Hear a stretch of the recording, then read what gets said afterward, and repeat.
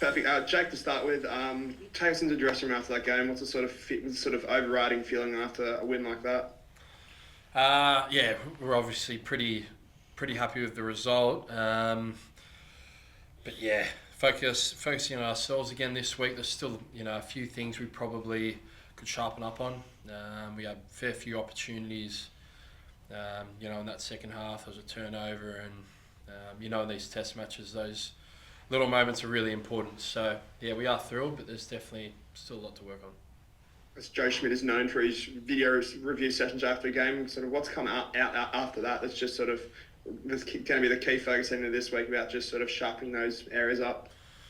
Yeah, we've only done our units meeting so far this morning. We've done sort of small group work, but I guess the overarcher is sort of the attention to detail around sort of the fundamentals of the game, skill set, breakdown, clean out quality's been really ramped home.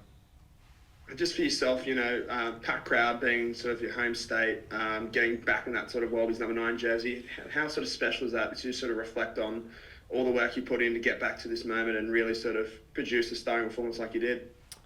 Oh, it was special. I think it's been a challenging 12 months for myself, and yeah, obviously haven't had too many wins this year, so it was a great feeling. But I was also happy for everyone in the group. We had, I think it was 7 debutants, and individually for myself to be able to play and start a game like that at home is pretty special. Hey Jake, you pleased you didn't end up getting that release and heading overseas? Uh, yeah, definitely. I think it's that's sort of happened now. But look, I think when you get opportunities like this, and we've got a really exciting 12 months ahead of us, it feels pretty good. So. It seemed like there was a real emphasis with the box kicking, not playing a huge amount of rugby in year 22. Is that a specific tactic? It seemed like something that you did really well and was effective with. Is that different to past Wallaby regimes that you've worked under? Look, I think the conditions probably suited it a little bit more. It was actually quite a lot wetter than we expected. I know there's a little bit of shower in that afternoon, but it was quite sort of messy, and there was a lot of movement underfoot. So I guess we had a game plan of probably playing at the right ends of the field a little bit more. And Test match rugby's quite a little bit different to Super Rugby, where possession and playing at the right ends of the field become really important. So I wouldn't say a massive focus on it. It just ended up sort of falling into that with the wetter ball. What's the Joe? Obviously, you've had three coaches in 5 years at the Wallabies, or 4 coaches now. What have you noticed from the Joe Schmidt coach environment? He's taking on the responsibilities of the attack coach as well. So what is it in particular that you found in the preparation of 2 weeks leading into it that you guys could eke out a win, even though it probably wasn't the prettiest, but you got a win? Yeah, I think there's similarities between quite a few coaches. I guess only spending a short amount of time with Joe is his attention to detail, like we spoke on a little bit earlier, around the clean out quality, your skill set, the real fundamentals of the game. He just doesn't let off the hook. Even if you're walking through it or doing it at jogging pace, you do it properly. He doesn't really accept any sort of laziness. Just to bring Isaac into it, that feeling of running out for your debut, so how do you quantify those emotions and sort of being able to sit here and say you're sort of a Wallaby? What does that mean to you?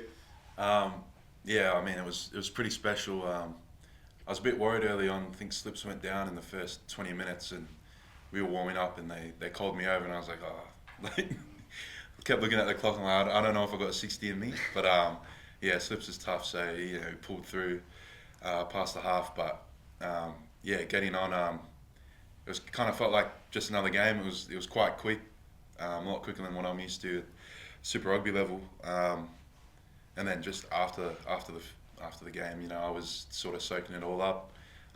Didn't really want to leave the field. I was quite happy signing all the autographs I needed to, photos. It was quite surreal. Joe, on sort of naming the team on Thursday, Joe talked about those combinations with the debutants, having an experienced person to guide them through. How did that sort of help having someone like Alan, who's, a Wallabies captain in his own right, one of the sort of best tight heads out there, to really sort of see you through those opening scrums and just get yourself comfortable to test match footy? Well, something that we sort of worked on through the week. Slips mentioned it. Like all the boys have got our back in terms of the debutants. So. It was quite easy coming into the game. They came up to me and they said, just play your game. You don't have to do anything too special. Just do your role. Having someone like Alan there who's quite calming. It was real good. Almost feels like Saturday could be sort of the perfect stars aligning with birthday, return to Melbourne. It's a really sort of special week. This could be right now. Like, how do you sort of keep that sort of the energy high, and just what would it mean to sort of play in front of a home crowd on your birthday at Amy Park? It would be special, regardless if I'm playing or not, just to be sort of in the camp around the boys. It's dream come true really. So whether I'm playing or not, I'll be supporting either way. But it'd be quite good if I could get on the home ground. And just finally from me, that sort of defensive impact coming off the bench, was that something that you sort of spoke about a lot with sort of Jeff, Mike and sort of Joe about really coming on and trying to sort of make an impact, win those sort of collisions and just allow sort of the Wallabies to sort of just close out that game in that fashion?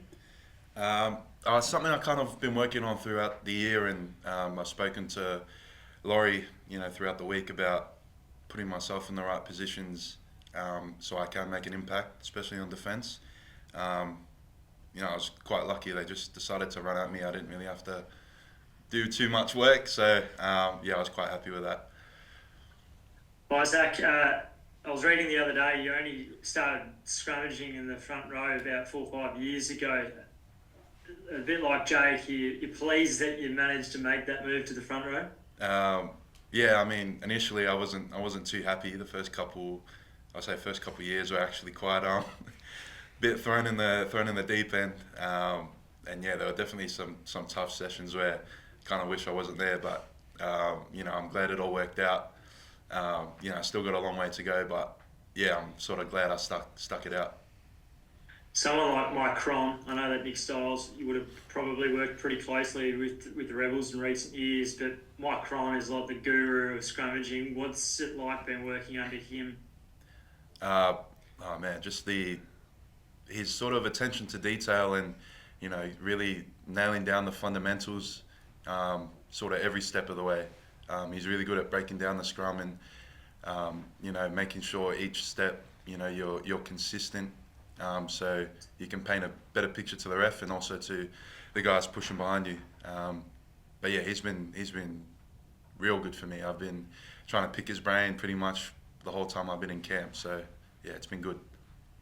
Can you just give us a little bit of your background as well? So half Chilean, and also when did you start playing rugby and like in Melbourne all along?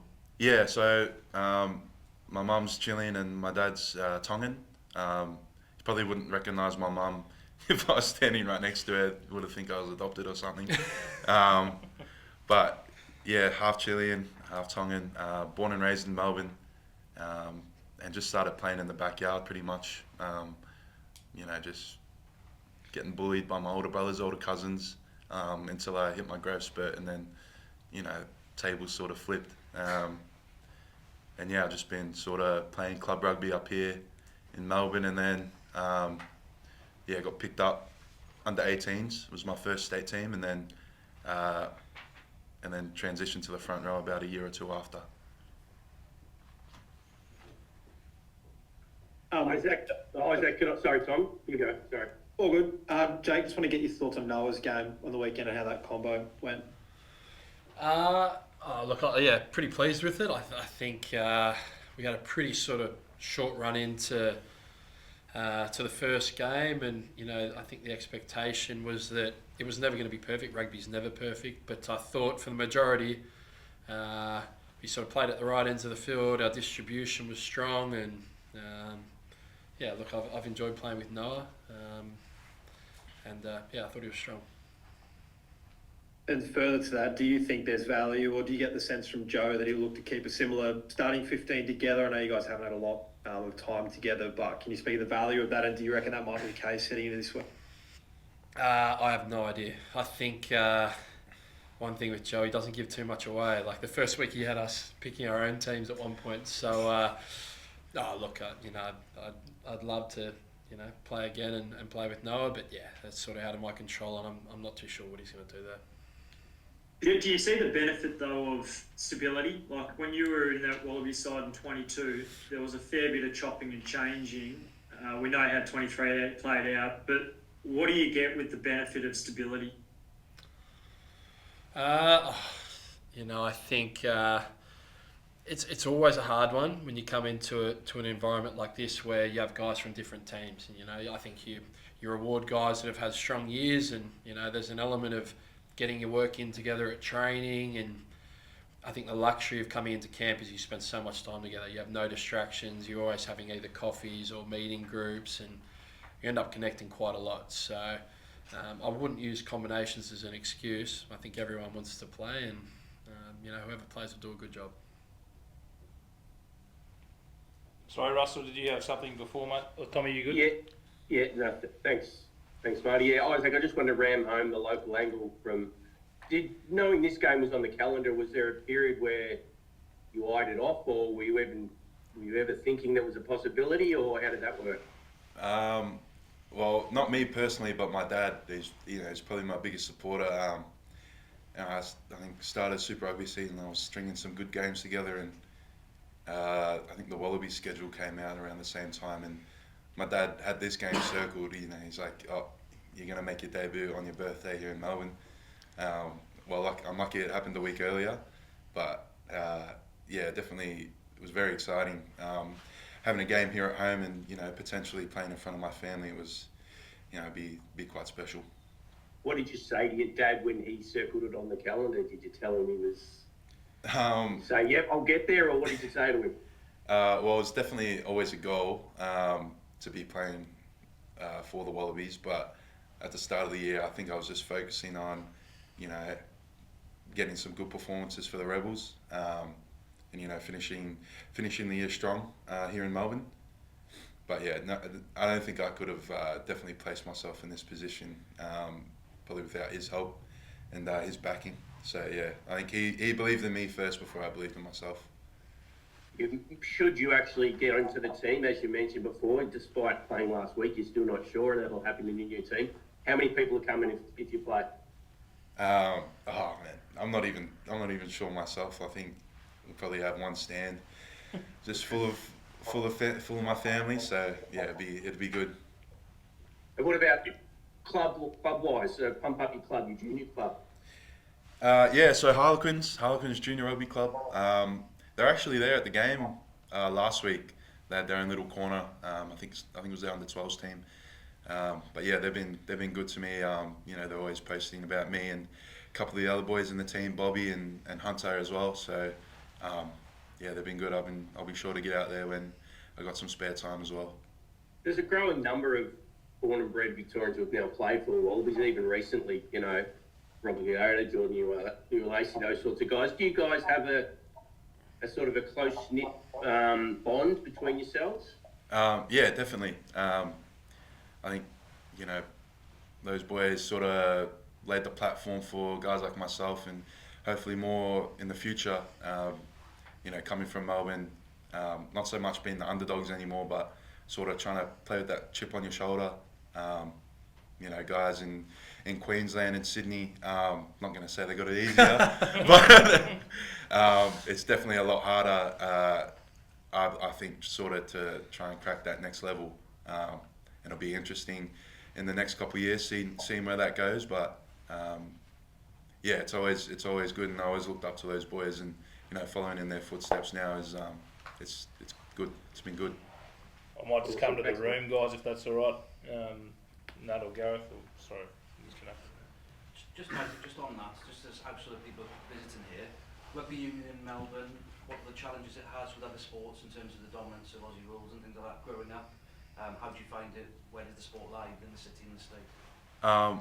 Oh, actually, growing up, I played footy. I played AFL. I was kind of just that big guy to get in there and hit bodies.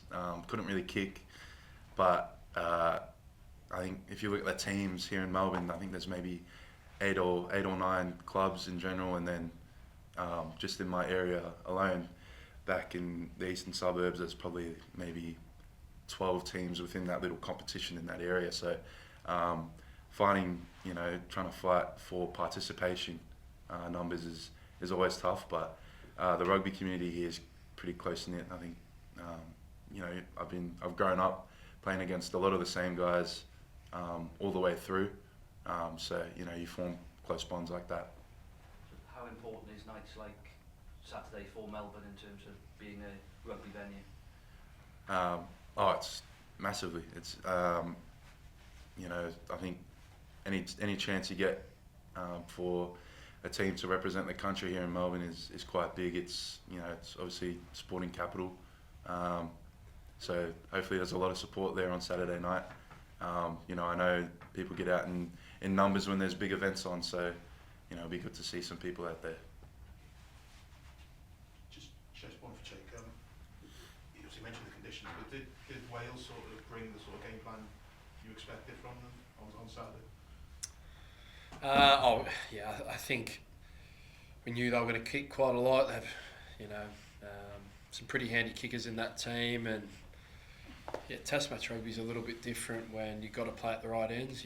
Especially how contested the breakdown is, especially in international rugby. You have guys across the park who can get on ball, and taking three, especially early in the game, gives you a good leap. So we think Wales are going to be great this week. We're expecting a really good game, obviously really strong up front. So we're excited. But I think Test match rugby kick a little bit more, and the fundamentals of the game around your set piece becomes more important.